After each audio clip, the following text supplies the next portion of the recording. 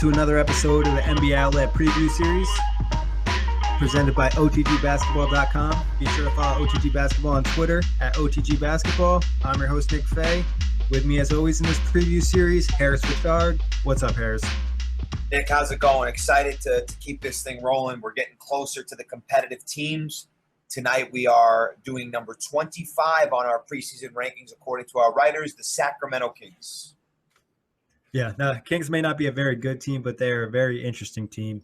Yes. You know, a lot of drama with the front office, the players, the coaching at all different levels. But talking about the rank at 25, I think that is perfectly fair. Right. This team, I mean, it has some talent. You know, they have DeMarcus Cousins, great player, arguably the best setter in the NBA. But there's so much nonsense going on. You wouldn't be surprised if they finish worse than 25th. You think it's a fair ranking for them? I think it is. They still have so much to prove. And talent-wise, if we did this strictly off talent, they'd be under 20. That's how talented this roster could be at times. And I know I've talked a lot about how teams steal wins. The Kings were competitive for a majority of the year last year. Same record as the Nuggets at 33-49. But they started better than that. But you want to talk about a team. This is the worst defensive team in the league, and they have the best center. It almost doesn't make sense. So we talk about Cousins being up and down and hot and cold and causing trouble with the coaching staff and whatnot. 109 a game is just inexcusable and all the way across the board. But they can score, and they do score with the best of them, and they have other players other than Cousins, as you know, that can score the ball. And Rudy Gay, and now they added Ty Lawson because Rondo's out. And we'll talk about some of that stuff. But Cauley Stein had some moments last year. Cassidy had some moments. So this is a roster with McLemore and some athleticism that will get some good wins. But again, can DeMarcus Cousins finally get himself under control? He doesn't have to deal with George Karl this year. Get himself under control and take the step. And I know we're giving away some future segments about taking the next step, but it's so imperative to their success of what kind of DeMarcus Cousins is going to show up on a nightly basis. Because talent-wise, he's a superstar in this league. I think he's going to be, for the next few years, a premier top 7 or 8 talent. And they really go when he goes. Yeah, I think you touched on it. You know, he doesn't have to deal with George Karl. He's got Dave Yeager coming in from the Grizzlies, who did a great job with that banged-up team, got him into the playoffs. He had that emotional press conference. A big thing for the Kings this year is going to be the relationship between the head coach and DeMarcus Cousins. So for Cousins and Yeager, that's going to be very important. Yeah, and Cousins coming off this Olympic experience too. Some guys come off that Olympic experience, and that was his first, correct? That was his first Olympic experience, not his first time with Team USA. Right. But again, some guys get back from the Olympics and it rejuvenates them.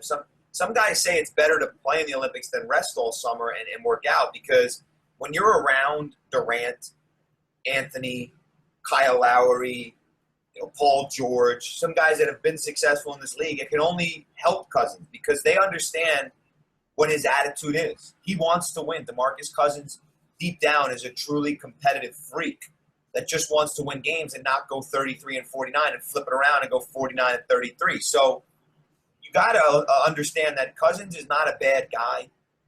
He's very passionate, but he just needs to redirect that energy to help his teammates and be a better teammate and understand his role and not complain as much. And all that is easier said than done because I'm not in the Kings locker room, so I have no idea what's going on. But I think with Ty Lawson there, who's been struggling too since his Denver days, that could be something to look for because he's one of those guys that could turn back a clock because he's not 35. He's still in his, I could double check that real quick on his age, but he's not old, so he still has an opportunity to get something here out of his career. Yeah. He's 28, by the way, 28. Yeah, 28. He's not old. He's really entering the prime of his career, but like you said, he needs it mentally to get on the right track. He had those off the court issues. But he could help Cousins. He started to build a little bit of a relationship with Rajon Rondo. Obviously, Rondo's not with the Kings is no longer. But big year for Cousins. Be interesting to see what happens. Like, this front office doesn't seem to have a good direction. Rudy Gay's been requested a trade. It'll be interesting to see if Cousins ends up on a different team by the end of the season. Do you think that's a possibility? Absolutely. He's going to play 30, 40 games and right around the deadline, whenever it is. And they're going to feel this thing out. This is not a great team, but again, a team that I believe is probably a little better than 25 at our rankings, because I think this team will compete for a playoff spot but fall short. And if Cousins is not happy, he's going to leave. This is now he's been in the league for 6 years now, and he's getting up there now. He's entering what most people would consider the prime of your career. And so he's at 26 now. So, he's making $17 million a year. He's under contract. He's under contract still. So this is a guy that's it's going to be very interesting to watch. And he's got help now. He's got some not serious help, but some help. And I like Cauley Stein his second year too. Yeah, I'm not as high on the Kings as you are. I think they'll probably struggle a little bit more. Cousins will be frustrated. It'll be interesting to see. Cousins been pretty good dealing with Sacramento, and he hasn't really been that crazy about it. I know he's been frustrated, but, I could really see him request that trade and get out of there and try to, like you said, he's starting to enter the prime. He wants to get in the playoffs and have some sort of legacy in the postseason. And the Kings are putting him in a position to do that. So I think I'd be happy if he got out of Sacramento and, we can see what he can do on a really good team. Yes and no. I mean, yeah, I want to see him win, but I think he could do it here. I mean, Vlade Divac and some of the management and ownership hasn't been great and all that stuff. And they've brought in guys, and we could talk about their additions and draft picks and whatnot. But he's also been critical of the way they've drafted. And but they haven't drafted well. So, I mean, I would be like the draft they had this year. You can mention the picks. It doesn't seem to make sense. Yeah. And wasn't he critical on Twitter of that? I think he tweeted something out about that, yeah. But, I mean, literally, I don't think anybody thinks that the picks make sense. They already have Cousins, they have Kusis, and they drafted 2 big men. So it doesn't make much sense there. Who's the guard they picked up? I'm looking at a name here. It says Isaiah Cousins. I'm not sure if he's who that is, but from the 6'5" guard from Oklahoma. But like you said, and I'll talk about these names in a second, these are some of the hardest names, folks, to pronounce in all of sports that I'm about to try. So we're going to start with the first one. 6'11", 225 out of Kentucky, Skal Labissiere. That's what I'm going with. Labissiere, Labissiere. So if you have another pronunciation, I don't know this player. I just know he's 6'11", 225 from Kentucky. And he's a nationality is Haiti. I didn't watch a ton of Kentucky basketball this year. I'm not a huge fan of the programs, but they have 10 NBA players on their roster every year. So, Nick, you know anything about Skal? Yeah, Skal, like you said, he's from Kentucky. He's more of a project player, long, athletic. Like we mentioned before, they drafted a center, even though they have Cousins, Kufis, and they drafted Willie Cauley-Stein last season. It seems like the NBA is going small. The Kings definitely aren't biting into that. And, the next guy you're going to mention as well, another center. So I don't know where the Kings expect to play all these players. Georgios Papagiannis. Yeah, so another big man, another center, international talent. I don't know what the Kings are thinking. I don't think they need help in this department, but that front office is going to do what they want to do, and it's going to keep us entertained. Yeah, I mean, look at their roster. I mean, they have one. Collison's pretty good. They have. Yeah, he's dealing with some legal issues. I think that he'll probably get a suspension at some point in the season. Yeah, he's pretty good.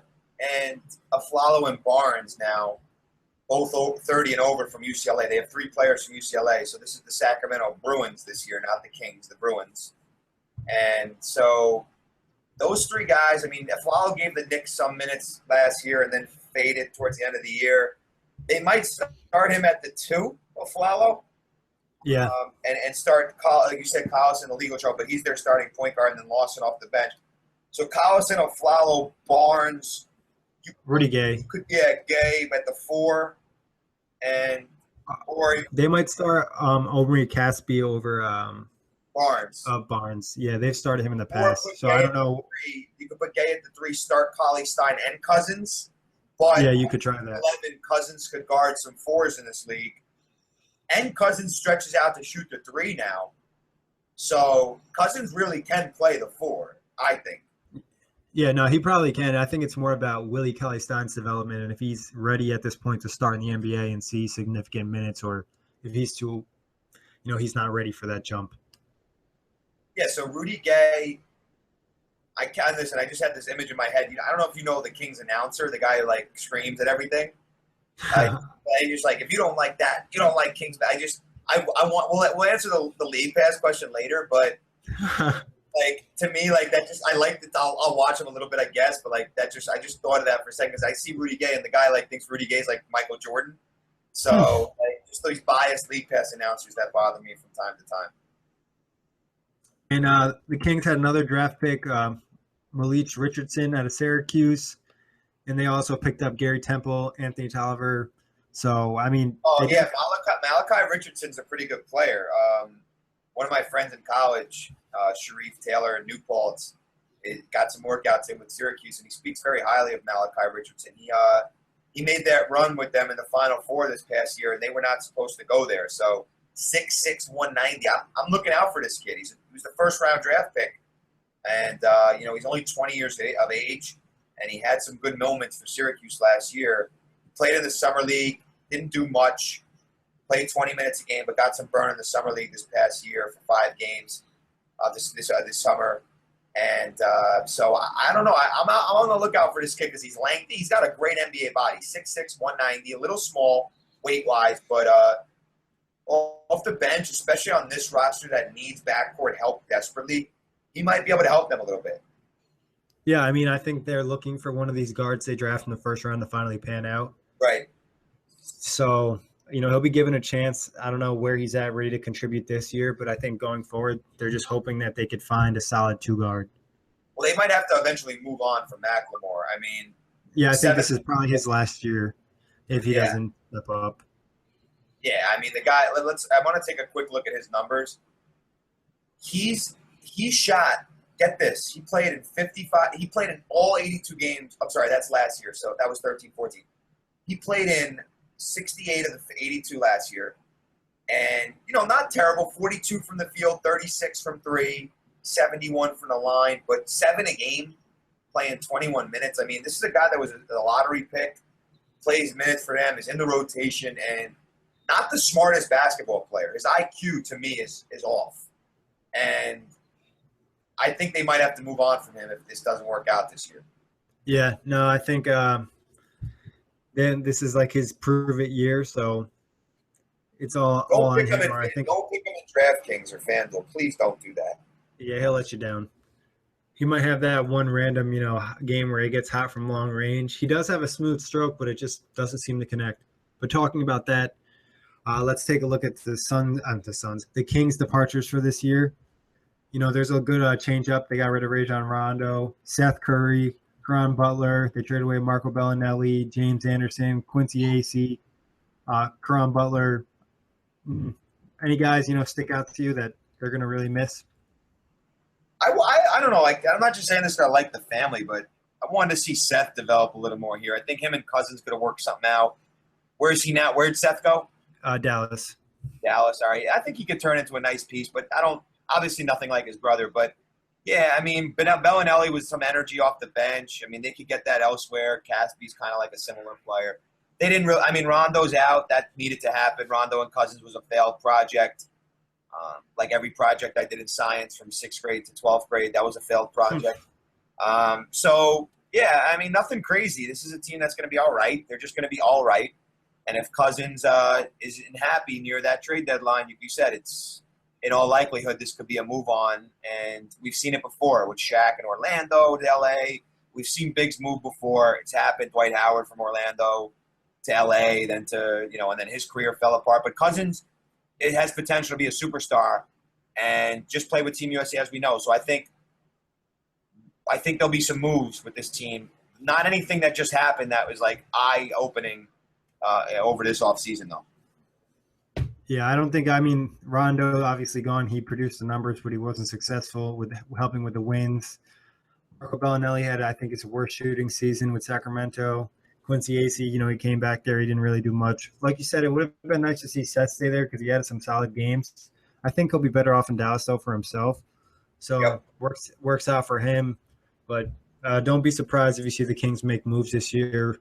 Like I mentioned, Rudy Gay requested a trade. Cousins could be on the way out. They always seem to be active. So hopefully maybe one of your teams will rip them off. Yeah, and now we've talked a lot about Cousins, but let's make this a little bit more interesting. Outside of Cousins, who has to step up on this? I'm gonna go with Willie Cauley-Stein. He was a high draft pick, lottery pick, top 10 pick, and he's that athletic. He had that potential to be a defensive player of the year type of player and guard every type of position on the court. He maybe some of it was George Karl. I know there was an issue with his conditioning last year, but I'd like to see him, get good minutes and take advantage of the opportunity in the NBA and really get to his full potential. I'm going to go with something a little different. Darren Collison at 29 years of age. I think they need leadership from the guard position, and they're going to get what they get from Cousins. But if Collison, he was 14 a game last year. He's played minutes. We know he could go up and down a little bit. He's 29, but he plays like he's 25, 26. So I need somebody, and I don't know if it's going to be him or not, but I need somebody from the guard position. I could throw Malachi Richardson into this category. I could throw anybody else, any other guard, just a guard. I mean, can somebody, Ty Lawson, I could throw into that hat. Anybody from the 1 spot, maybe even the 2 slot, that could give them some stability in the backcourt. Yeah, I think you mentioned the leadership, and I think that's going to be the issue for the Kings this year. That's why I wouldn't be surprised if they're one of the worst teams in the league, even though they're so talented. They don't have that leadership, that veteran presence, and they could end up moving some players, and it could get even worse. I think Barnes and Aflalo helped, though. I don't know, because Aflalo had his issues in New York. I know he didn't get along with Kurt Rambis a little bit, so that could be that. And obviously, we all heard about Matt Barnes and his attitude. So I don't know if that necessarily is going to help with the veteran presence. Maybe it can make things worse. It all depends on how they get along with Cousins and new coach Dave Yeager. Absolutely. So is this team going to be better or worse this season? This team is probably one of the hardest teams in the NBA to predict. I'm going to go with, for some reason, I just feel like they trade Cousins and Gay, and they're just really bad. Feels that way. And I feel like I don't know. Something's telling me they're going to be worse. Sorry, Kings fans. Yeah, I'm going to listen. I'm high on their talent. I think they could get off to a decent start, but all signs point to tank and trade. I think this is going to be tank and trade situation. And I like it. Tank and trade. Patent that. Tank and trade. I think this is going to be one of the worst teams in the league just because I think Cousins is going to be moved. You kind of almost convinced me throughout this podcast that Cousins is going to be moved. McLemore is going to be moved. And this is going to be a rebuild situation. They might have to just blow this whole thing up. Yeah, no, if I was the Kings, I would definitely be hitting the reset button. Right. You've had all this drama in the past. Bring in some guys Yeager likes. Let Cousins have success elsewhere. Same thing with Gay. And just start fresh. Now you have a plethora of big men that you can choose from to replace Cousins. Hopefully one of those guys works out. And then just get some assets and go forward.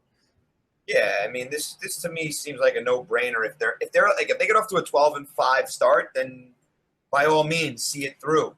But I don't know. I'm not a rocket scientist by any stretch, or I'm not the smartest NBA analyst in the world. But something tells me that they will not get off to a 12-5 start. Yeah, I don't see the 12-5 start, but you never know. So until then, we just gotta wait and see. Well, they got some tests early. I like to look at the first 15, 20 games of the schedule just because I like to see San Antonio, they got their home opener. And, a big win like that could do something for a team, and other than that though, some winnable road games. They play San Antonio again in November. So I don't know. I mean, I think it's going to take a really good start. If the first 20 games, they're probably going to have to win 13 or 14, 10 or 11, 12, 13 to keep this thing from getting out of control. Because if it does get out of control early, we will see a move. When is the deadline? Do you know exactly what the date is? It's usually late February. Right. So, yeah, I think that he could be moved before that. I have no idea, but this could get ugly. And usually you start to see player movement after December 15th, I think it is. That's when you can trade players that you signed this past free agency. Gotcha. So around that time, between mid-December and February, that's where we're going to see some action. Hopefully, I don't know. I love trades. I love movement. So I'm hoping that there's some big-time trades. This guy is a big, big proponent. He really is pro-movement in the NBA because the more circulation, the more to talk about it in all reality. Exactly. That's very true. And it makes it more entertaining. And I feel like the NBA just has so much player movement, and you see a lot of good players go from team to team. Like, what other sports do you really see arguably the second best player go to another team in the offseason? With the MVP. With the MVP to the team he lost to in the Western Conference That Finals. to me will always be like LeBron went to Miami. We're off track a little bit, but Miami, like, and just quickly saying this, LeBron going to Miami and them doing the press conference and the yes we can, blah blah blah, and all that stuff. That was crazy, and that was hard for me to get over for a little while. This is even tougher to get over though, because as a guy that really likes Steph Curry and wants to see his career like go to being one of the all-time greats, this prohibits that from happening to a certain extent because it's so hard to be looked at as one of the all-time greats when one of the all-time greats who you just beat joins your team. So yes, a lot of movement, a lot of stuff going on. Excited about that, but let's get into the whole league pass. You're going to tune into the Kings. I won't watch the Kings. Yeah. I'll probably watch Cousins a little bit, maybe the late fourth quarters or check on him for like FanDuel or DraftKings purposes because, he does have those ridiculous games where he puts up like 80 fantasy points, 30 points, 20 rebounds, a few blocks and steals.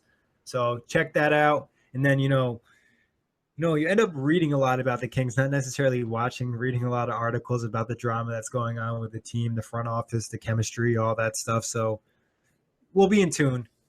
Absolutely. What about you? You going to watch them? I mean, I think I'll, when the late games are on and they're one of the only teams and I'm not doing anything else, then I might flip them on. But I'd rather watch the Nuggets than the Kings. Yeah, I'd rather watch the Nuggets too. So, Cousins could be must watch. Like you said, in the fourth quarter, there will be nights when he might be going for 50, maybe 60. So, yes, there are nights when you turn on Cousins, but I'm going to put my number at the Kings probably like under 10 games, though. Yeah, I think you said it perfectly. There's nights that you watch Cousins. You're not watching the Kings. You're watching Cousins. You don't care about the rest of what's going on. Yeah, and I want to see how Collison plays, too, a little bit. Yeah, he's coming off a hip injury. Malachi Richardson, I want to see how that works out. Yeah, and I mean, we'll watch them too because, like we said, this team's likely to make a trade. Very likely. All right, so that wraps it up about League Pass. Let's, get to our favorite thing, the truth. Today's emoji for the Kings is a thinking face emoji. That smiley face, his hand on his chin. He's thinking real hard.